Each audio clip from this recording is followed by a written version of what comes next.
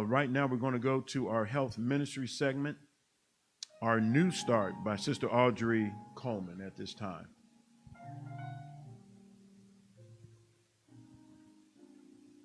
Good morning, everyone. Good morning, Sister Audrey.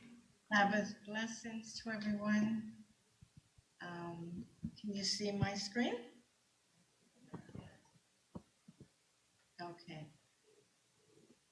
Okay, this morning I will be speaking on love your body and certain foods for certain body parts. My disclaimer, this presentation is only for informational purpose and is not intended to treat, diagnose, or cure any medical conditions. So please consult your doctor before making any medical decisions or stopping your medications. 1 Corinthians 6, verses 19 and 20. What? Know ye not that your body is the temple of the Holy Ghost, which is in you, which ye have of God, and ye are not your own? For ye are bought with a price. Therefore, glorify God in your body and in your spirit, which are God's. Some of our people conscientiously abstain from eating improper food and at the same time neglect to eat food that would supply the elements necessary for the proper sustenance of the body. Let us never bear a testimony against health reform by failing to use wholesome, palatable food in place of the harmful articles of diet that we have discarded. Much tact and discretion should be employed in preparing nourishing food to take the place of that which has constituted the diet of many families. This effort requires faith in God, earnestness of purpose, and a willingness to help one another. A diet lacking in the proper elements of nutrition brings reproach upon the cause of health reform. We are mortal and must supply ourselves with food that will give proper sustenance to the body. To the glory of God, by the inspiration of the Spirit of God, Paul the Apostle writes that whatsoever ye do, even the natural act of eating or drinking, should be done not to gratify a perverted appetite, but under a sense of responsibility. Do all to the glory of God.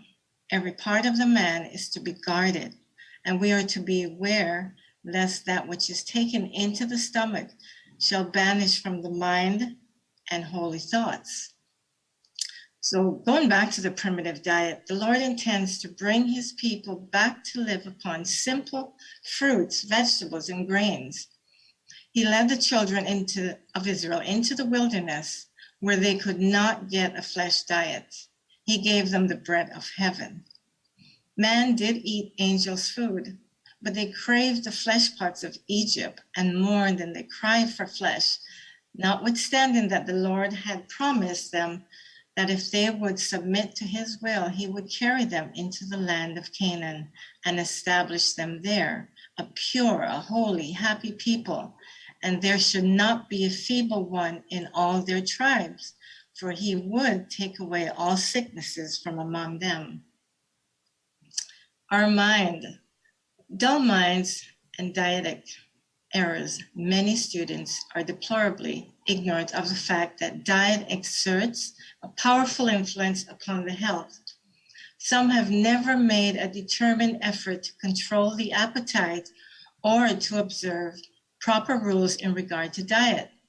They eat too much, even at their meals, and some eat between meals whenever the temptation is presented.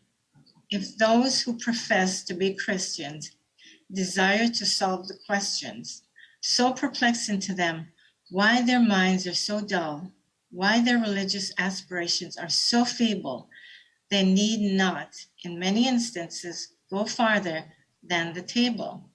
Here is cause enough if there were no other.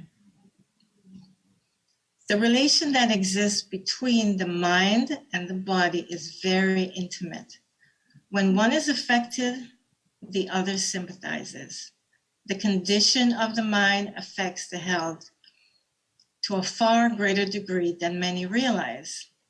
Many of the diseases from which men suffer are the result of mental depression, grief, anxiety, discontent, remorse, guilt, distrust. All tend to break down the life forces and to invite decay and death.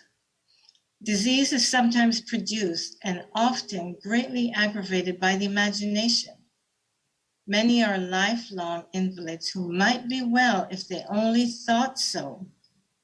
Many imagine that every slight exposure will cause illness, and the evil effect is produced because it is expected.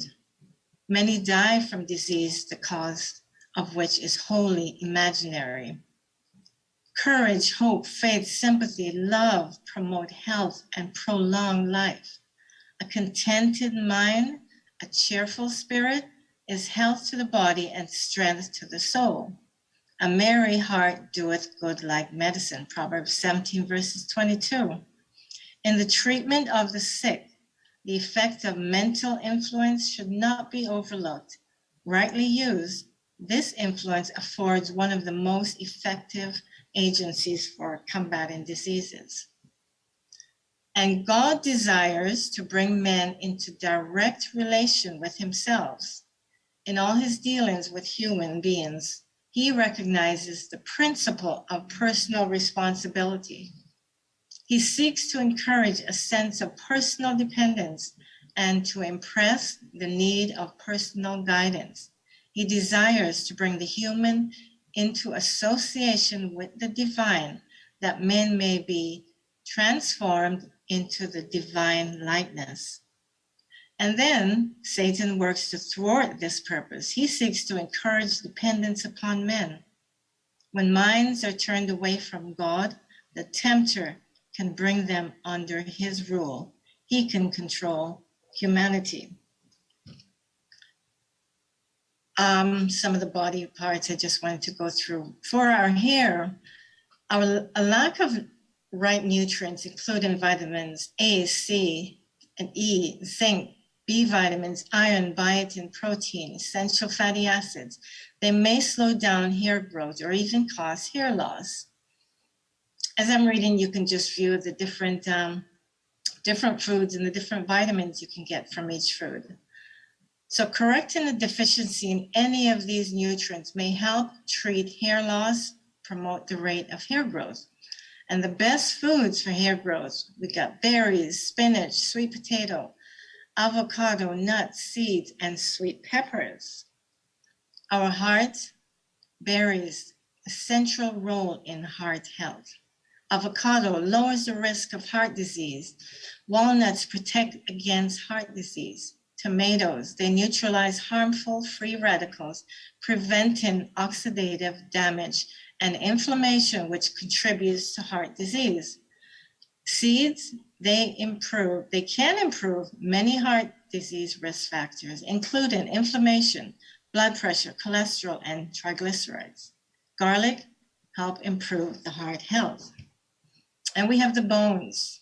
Calcium, so important component for bone tissue. And vitamin D, famous vitamin D, this is your body's companion vitamin to the calcium. Protein maintains healthy tissues, including muscle tissues. Vitamin C benefits bone mineral density. Magnesium, it plays a role in building the strong bones. Vitamin K, needed for bone metabolism. And then zinc helps the bones stay strong. Our eyes, lutein and zeaxanthin lowers the chance of getting macular degeneration and cataracts. The vitamin A safeguards the cornea. Vitamin C, a key for eye health, it contributes to healthy blood vessels in the eyes. And vitamin E guards against unstable molecules which target healthy tissue in the eyes. Zinc, again, contributes to the health of the retina and helps the eyes see at night. Beta carotene helps the surface of the eye and can also help prevent eye infections and other serious eye conditions. This is my health message for today. We are bought with a price. Therefore, glorify God in your body. Love your body. Care for your body. I hope this presentation was a blessing to someone today. Have a blessed Sabbath, everyone. Thank you so much, Audrey. Thank you.